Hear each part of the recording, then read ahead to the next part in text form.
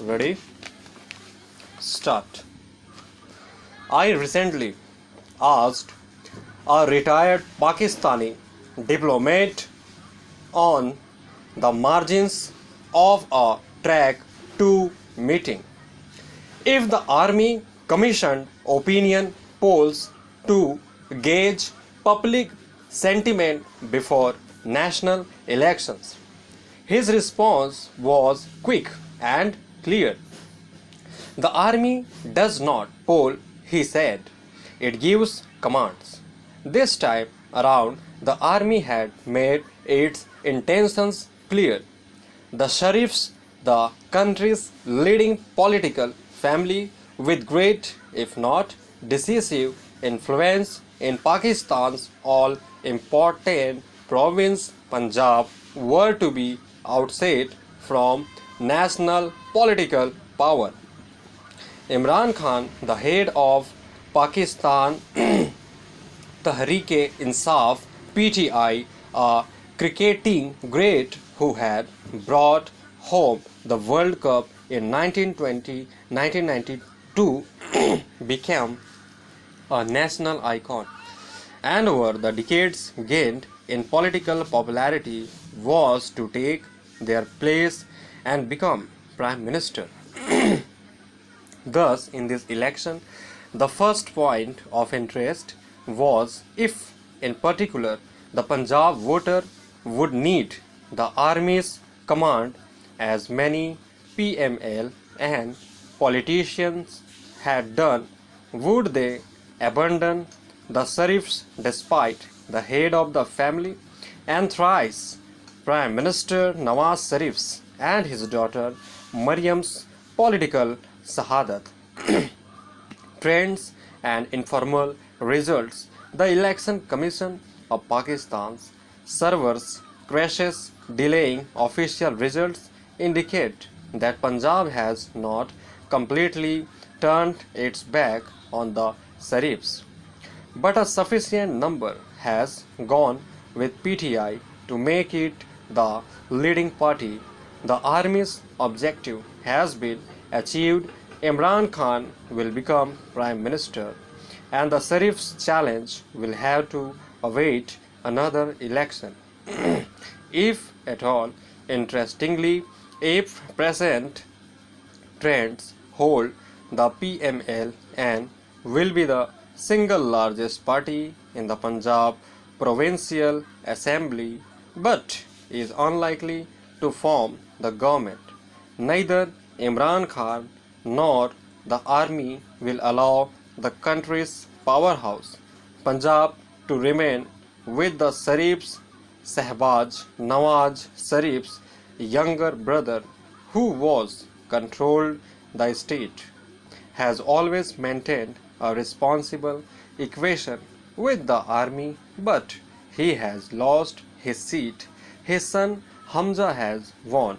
The Sharifs will hang together, and the Shahbaz side of the family will not cut a separate deal with Imran and the army. Significantly, for the Khyber Pakhtunkhwa KPK Provincial Assembly, the PTI has increased its tally and the Zardari Bhuttos have maintained their control over Sindh.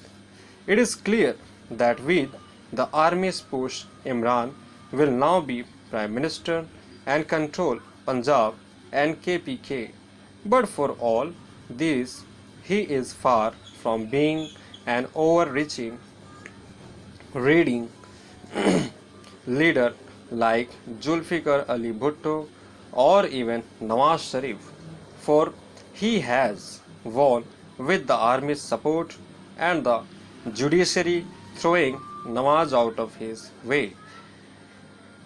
Predictably, both PML and PPP have rejected the election results as Imran Khan had done in 2019. These charges, though, will not change the course of events. These parties also justifiable complain that this has been the dirtiest election in the country's history. The campaign has been vicious with abuse and vitriol as its currency. It has also been violent, especially in Balochistan, where terrorist bombings prior to and on election day killed scores of innocents. But the bombings did not prevent voters from coming out, a sign of popular investment in democratic functioning. Imran Khan is testing national political success.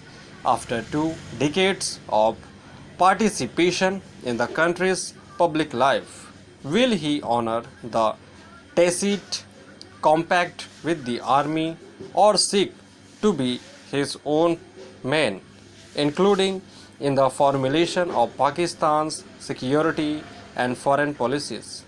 His manifesto and campaign comments have not departed from the ideology of Pakistan.